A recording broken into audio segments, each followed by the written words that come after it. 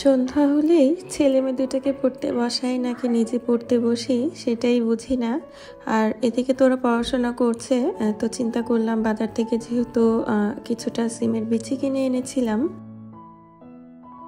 তো বিচিগুলোরও খোসাগুলো ছাড়িয়ে নিই, একই সময়ে দুইটা কাজ হয়ে যাবে। আর এদিকে তো দুই ভাই বোনকে একসাথে আসলে রাখাই যায় না। পড়তে বসলে দেখা যায় ছোটোখাটো বিষয় নিয়ে দুই ভাই বোনের মধ্যে ঝগড়া শুরু হয়ে যায়। আসলে ওদের এই লাভলি মোমেন্টগুলো না মাঝে মধ্যে আমারও অনেক রাগ হয়, আবার অনেক সময় এনজয় করি।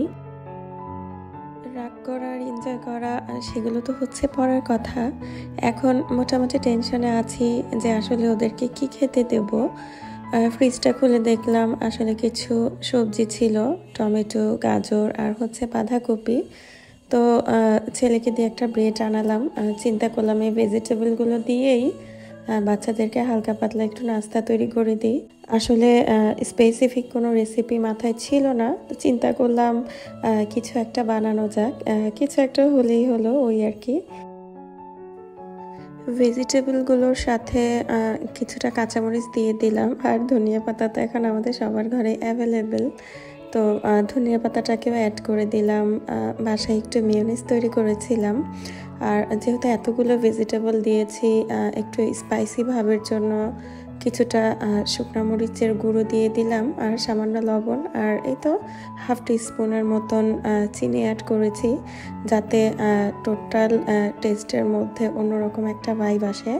আর এখন তো তেমন কিছুই করার নেই, জাস্ট এই ভেজিটেবলগুলোকে ব্রেডের উপরে একটু স্প্রেড করে দিচ্ছি। আর বাসায় তো চিজ ছিলই, বাচ্চা কাচ্চার ঘর টুকিটাকি এসব আসলে রাখতেই হয়। আমাদের সময় তো আসলে এমনটা ছিল না, সেই ব্রেড দিয়ে জেলে দিলেই সেই আহামরি খাবার মনে হতো। বাট সময়ের পরিবর্তনে না অনেক খাবারের মধ্যে ভেরিয়েশন এসেছে, তো সেগুলোকে একটু একটু ফলো করতে হয়। আর ব্রেডের উপর চিজ দিয়ে দিলে না বাচ্চারাও খেতে অনেকটা পছন্দ করে, দেখতে অনেকটা অ্যাট্রাকটিভ লাগে। বাচ্চারা যে আসলে খাবারের টেস্ট বোঝে না তেমন না, বাট খাবারগুলো দেখতে একটুখানি আকর্ষণীয় হলো না, বাচ্চারা এমনিতে খুব সহজে খাবারগুলো খেয়ে ফেলে। তো সেটারই একটুখানি ছোটোখাটো প্রচেষ্টা ছিল।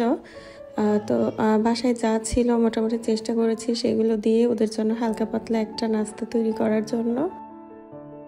সব কথার মধ্যে বড় কথা হচ্ছে বাচ্চাদের তো আজ থেকে স্কুল বন্ধ হয়ে গেল, আর এখন তো আমার টেনশন আরও বেড়ে গেছে।